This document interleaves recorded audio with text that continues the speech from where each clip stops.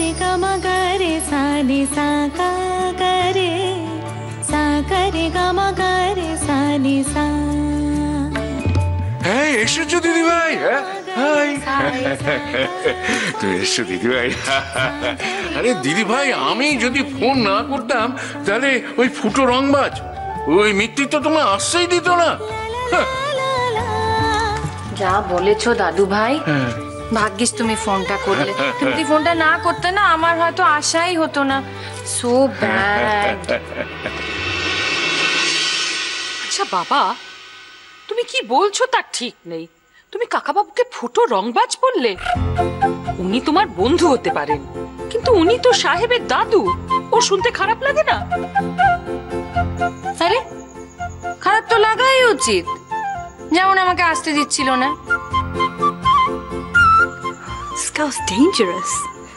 এতক্ষণ ওইখানে ছিল বলে ওই বাড়ির দাদু ভাইকে সাপোর্ট করছিল, কিন্তু এখন এখানে এসেছে বলে এই বাড়ির দাদুকে সাপোর্ট করছে।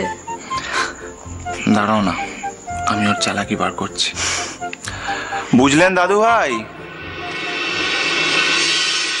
হ্যাঁ বলছিলাম, আপনাদের বন্ধুত্বর বদলা নিতে গিয়ে দাদান কিন্তু ফুলঝুরির ওপর খুব বড় অন্যায় করেছে। জানেন, আরেকটু হলে ফুলঝুরিকে আটকে দিচ্ছিল। হ্যাঁ, গিন্নিমা ভাগ্যিস ইন্টারফেয়ার করলো, তাই তো আমরা আজকে এখানে আসতে পারলাম। দাদানকে কিন্তু একটু জব্দ করা দরকার, কি বলেন? এই তো একদম বাঘের বাচ্চার মতো কথা বলেছো দাদু ভাই। তোমার কাছ থেকে তো এইরকম ব্যবহারই আশা করি।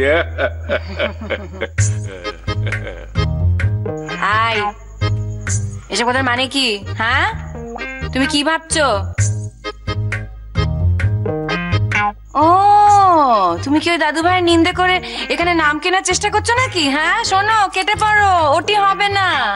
মনে রেখো, এই ফিলটা আমার, ওই ফিলটাও আমার। না না, তুমি যেখানে থাকো সেখানে আর কেউ কখনো নাম কেনার চেষ্টা করতে পারে? সব নাম তো তুমি একাই কিনবে।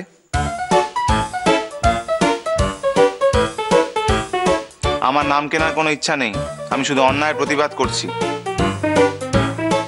ও বাবা সাহেব, তুমি এর ভিতরে ঢোকার চেষ্টা করো না। দুই বন্ধুর মধ্যে যা হয়েছে হতে দাও।